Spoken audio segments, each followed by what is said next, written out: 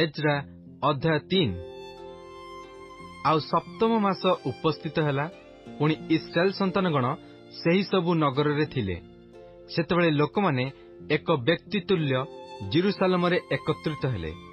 तहिरे जोसादकर पुत्र जेसुय ओ ताहार याजक भ्रातृगण ओ सल्टियाल पुत्र जिरुबाबिल ओ ताहार भ्रातृगण उठी परमेश्वरक लोक मोसांकर व्यवस्थार लिखनानुसारे होमबळी उत्सर्ग करिया पई इस्राएल परमेश्वरक यज्ञवेदी निर्माण कले।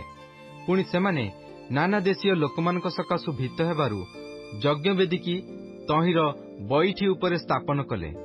आउ तहि उपरे सदाप्रभुक उद्देश्य होमबळी अर्थात प्रभातीय और संध्याकालीय होमबळी उत्सर्ग कले। अनंतर सेमाने लिखनानुसारे पत्रकुटीर पर्व पालन कले ओ प्रतिदिनर कर्तव्यतार प्रयोजन अनुसारे विधिमते संख्यानुजाई प्रात्यहिक होमबळी उत्सर्ग कले।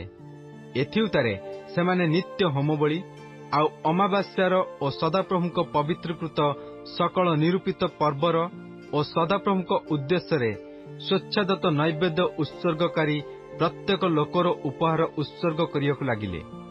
सप्तम मासर प्रथम दिन ठारू सेमाने सदाप्रभुक उद्देश्य होमबळी उत्सर्ग करियाकु आरंभ कले।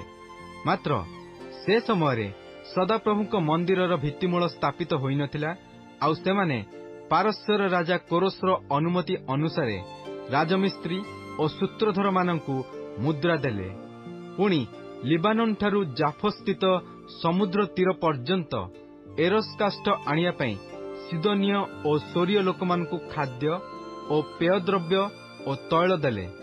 परमेश्वरक जेरुसालेम स्थित गृहकु सेमानक आगमनर द्वितीय वर्षर द्वितीय मासरे सल्टिएल पुत्र जिरुबाबिल और जोसादकर पुत्र जेसुय और सेमानकर अवशिष्ट याजक और लेवीय भ्रातृगण और बंदी दशारू जेरुसालेमकु आगत लोक समस्ते आरंभ करी सदाप्रभुक गृह कार्यर तत्वावधान निमंते 20 वर्ष और तत्वधिक वयस्क लेवीय मानंकु नियुक्त कले।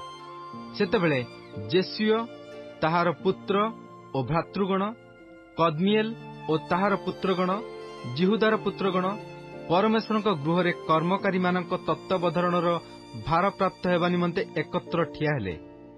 हेनाददर पुत्रगण सेमानक पुत्र और भ्रातृगण तद्रूप कले। एमाने लेवीय लोक आउ गांथक माने सदाप्रभुक मंदिरर भित्तिमूल बसाइबा बेले सेमाने इस्राएल राजा दाऊदक निरूपणानुसारे सदाप्रभुकर प्रशंसा करिया निमंते निज निज वस्त्र परिहित याजक मानकु तुरी सहित और आसफ्र संतान लेवीयगण को करतल सहित स्थापन कले।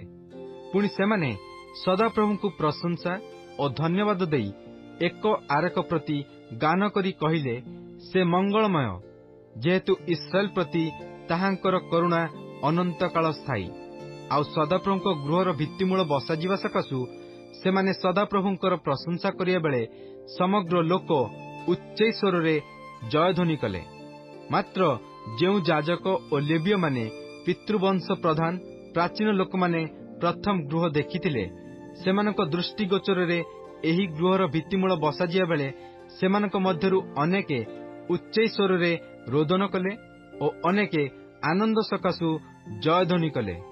तहिरे लोकमाने आनंद ध्वनिर और जनतार क्रंदन शब्दर प्रभेद करि पारले नाही। जेणु लोकमाने उच्च स्वर रे महाध्वनि कले आउ तहिर शब्द अति दूर को सुनागला।